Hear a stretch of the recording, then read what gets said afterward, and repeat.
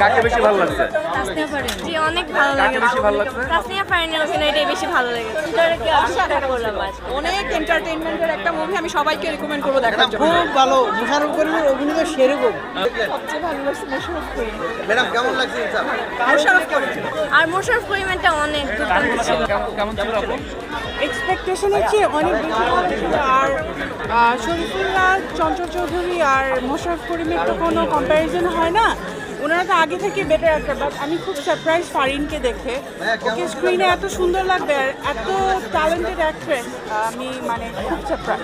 অনেক সুন্দর ছিল, অনেক সুন্দর।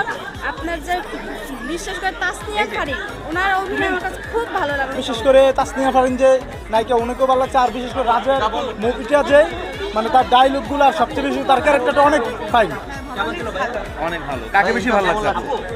সবাইকে খুবই ভালো ছিল। কাকে বেশি ভালো লাগছে? শরীফুল রাজ ভাইকেও ভালো লেগেছে, তাসনিয়া ফারিন আপুকেও খুব ভালো লেগেছে। মোশাররফ ভাইকে কেমন লাগছে? ওনারটা তো খুবই সারপ্রাইজিং একটা পার্ট ছিল লাস্টে।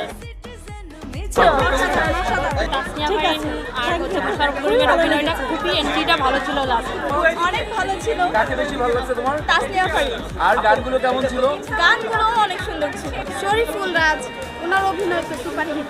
আসলেই দেখতে পারবে, কিছু টুইস্ট আছে তো দেখার ব্যাপার আছে, দেখতেই হবে। বাংলাদেশের সিনেমা না দেখে উপায় আছে? কারণ এটাতে নতুন একটা স্টোরি ছিল, এই জন্য আসবে নতুন করে দেখার জন্য।